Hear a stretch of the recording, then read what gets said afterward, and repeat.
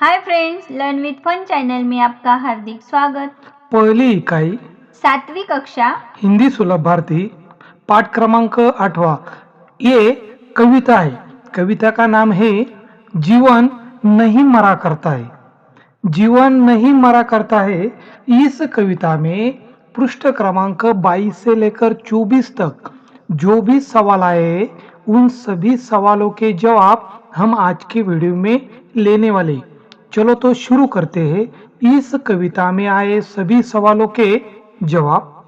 कविता में हमें सबसे ऊपर दिया है जरा सोचो चर्चा करो। जरा सोचो और चर्चा करो में हमें यदि सूर्य प्रकाश न होता तो इन पर क्या प्रभाव पड़ता।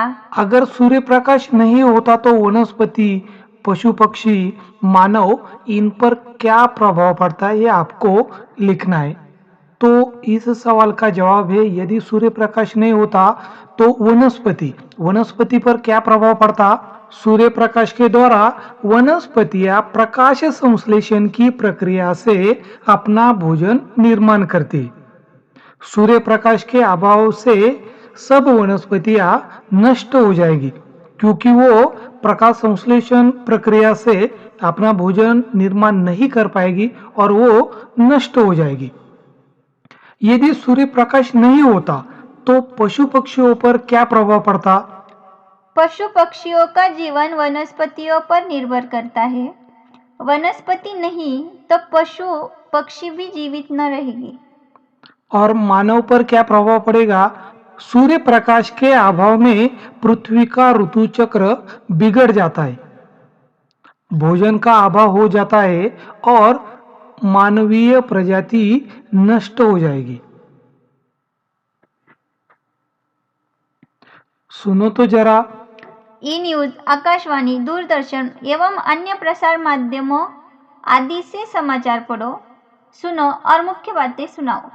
तो इस सवाल का जवाब है आपको यू न्यूज, आकाशवाणी, दूरदर्शन एवं अन्य प्रसार माध्यमों से समाचार पढ़ने या सुनने और उसकी जो मुख्य बातें हैं यानी कि हेडलाइन आपको बतानी है।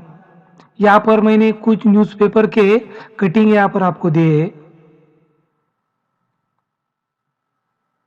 इस पाठ से मैंने समझा हमें असफलताओं से घबराना नहीं चाहिए। अपनी मंजिल पाने की कोशिश छोड़नी नहीं चाहिए। कुछ सपने पूरे न होने का अर्थ यह नहीं है कि जीवन समाप्त हो गया है। अध्ययन कौशल्य। सौर ऊर्जा पर टिप्पणी तैयार करो और पढ़ो। हमें सौर ऊर्जा पर टिप्पणी तैयार करनी है। सौर ऊर्जा और उसका महत्व, प्रयोग आदि हमको बताने। सौर यानी कि सूर्य से मिलने वाली ऊर्जा, तो इसका महत्व, सूर्य से प्राप्त होने वाली ऊर्जा को सौर ऊर्जा कहा जाता है। यह कभी समाप्त न होने वाला संसाधन है। यह वातावरण के लिए लाभकारी है। इसके कारण वातावरण प्रदूषित नहीं होता। इसके प्रयोग से कोयला, पानी जैसे प्राकृतिक संसाधनों की बचत होगी। अन्य ऊर्जा संसाधनों की तुलना में यह अत्यंत सस्ता और बेहतरीन विकल्प है, परंतु इसका हमें उपयोग योग्य और ठीक ढंग से करना चाहिए। मेरी कलम से निम्नलिखित शब्द की सहायता से नए शब्द बनाओ। आपको यहाँ पर एक शब्द दिया है दीप, तो इसकी सहायता से आपको नया शब्द बनाना है। यहाँ पर हमें एग्जाम्पल दिया है दीप शिखा। दीप से दीप शिखा, दीपावली, वैसे ही दीपमाला, और दीप से दीपमय। आप और भी यहाँ पर कुछ शब्द दिए, आप ऐसे भी शब्द यहाँ पर लिख सकते हो, लेकिन हमें सिर्फ 3 ही शब्द लिखने हैं। आप इनमें से भी कोई शब्द यहाँ पर लिख सकते हो। व्हिडिओ आवडला असेल तर लाईक या बटनावर क्लिक करा आणि तुमच्या मित्रमैत्रिणींना हा व्हिडिओ शेअर करा।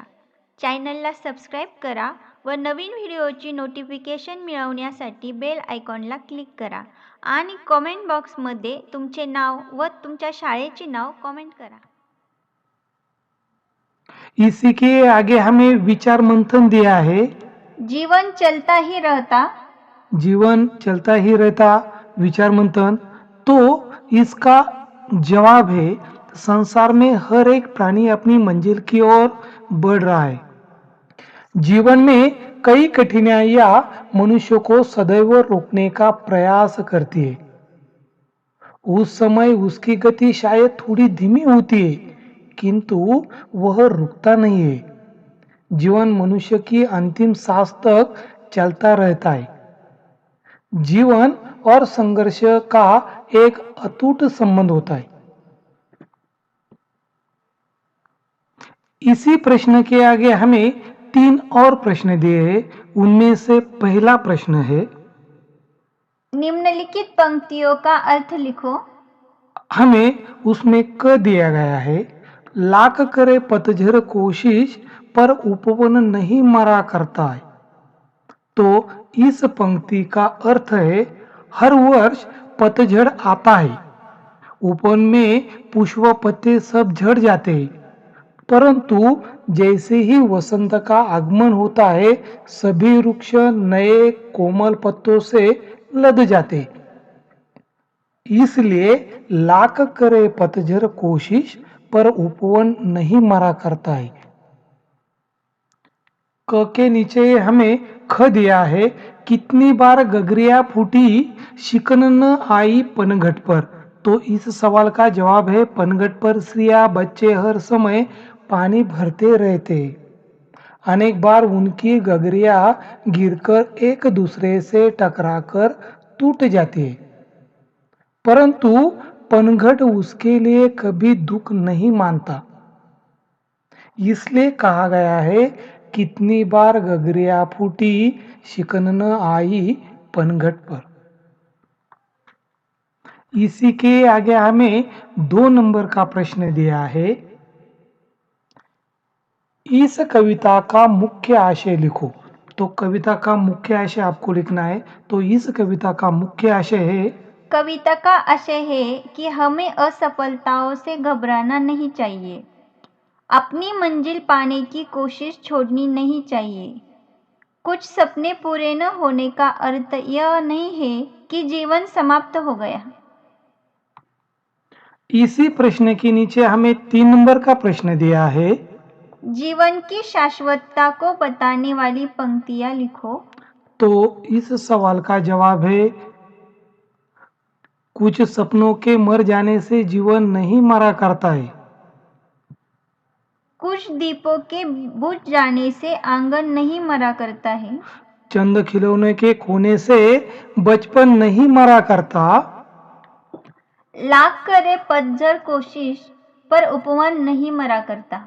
कुछ मुखड़ों की नाराजी से दर्पण नहीं मरा करता है। ये सभी जीवन की शाश्वतता को बताने वाली पंक्तियां हैं।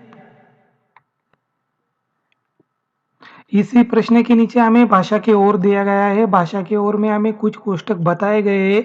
ये कोष्टक कहाँ पर उसका उपयोग होता है ये आपको समझना है। यहाँ पर आपको कुछ लिखना नहीं है। चलो तो दोस्तों, मिलते हैं अगले व्हिडिओ में। तब तक बाय, टेक केअर. चॅनलला सबस्क्राईब केलं नसेल तर सबस्क्राईब या बटनावर क्लिक करा व्हिडिओ आवडला असेल तर लाईक या बटनावर क्लिक करा आणि तुमच्या मित्रांना शेअर करा. चला तर विद्यार्थी मित्रांनो, भेटूया पुढच्या स्वाध्यायामध्ये. तोपर्यंत bye, take take care. Care.